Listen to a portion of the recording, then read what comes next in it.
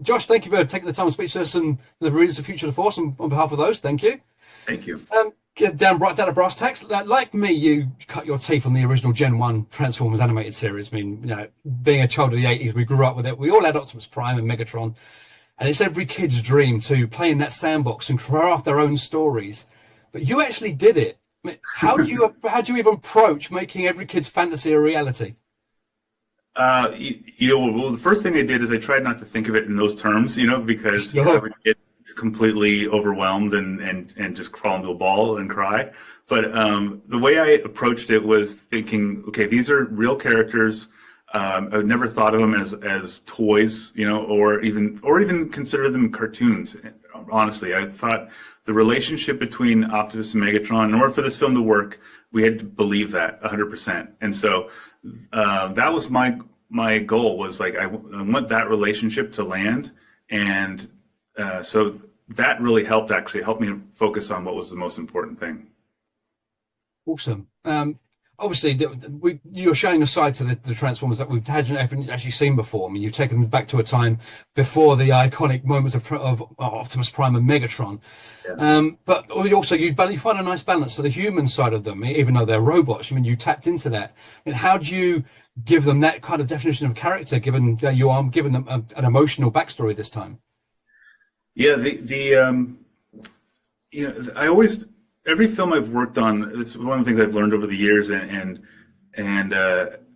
what's really important to me actually is that they are human. Like they are physically robots, but there has to be a human core in there. There has to be something. There has to be essentially a heart in there that we can show, so that the audience sees that and responds to it. And I think that's why one of the benefits of not having humans in this film was that our characters are the humans in that sense. So I talked with the animators early on about making sure that we can really read the expressions on these characters, because that's how, even with the sound off, I wanted to be able to tell what was happening in the scenes, and not with just the action, but the moments where there are quiet moments where they're just sitting there and we're able to see their expressions. I want to be able to make sure we read them clearly, which is why we went back to the original designs for the faces as well, just because they're just so clean and clear.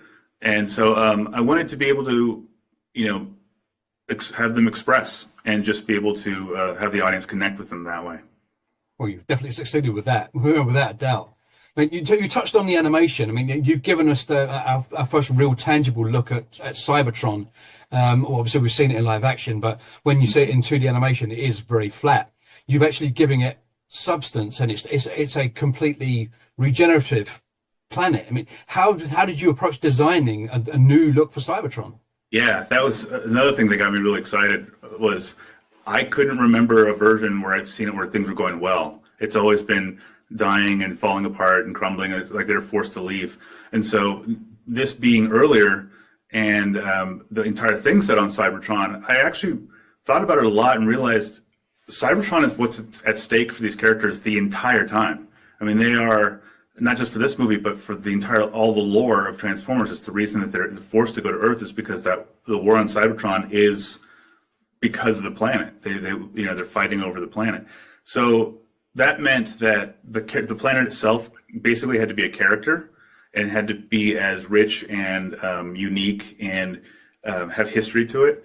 And I needed it to be. I wanted it to be beautiful. I wanted to see, as an audience member, I wanted to be able to sit back and go, "Oh, that's awesome looking. I would want to go to that theme park," or I want to spend time just sitting here watching this as a set piece.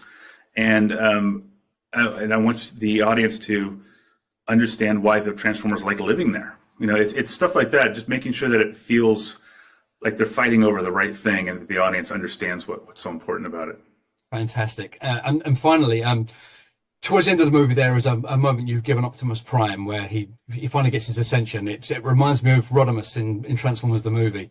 How important was it to you to give Prime that epic moment of ascension? Oh, it's everything. That was, to me, that moment of Optimus's ascension, and also, in a sense, Megatron's descent into villainy.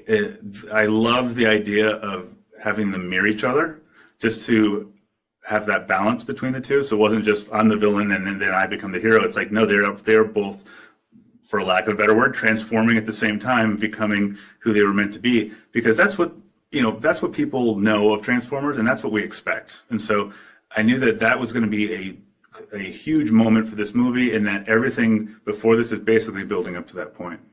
Wonderful. You definitely succeeded. It was a moment that meant so much to me, and I know it meant a lot to our readers as well. Oh, thank you. I'm really, very proud of it. Thanks. Lovely. Thanks again, Josh. Appreciate you talking to us. Thank you. Appreciate it. Take care. All the best.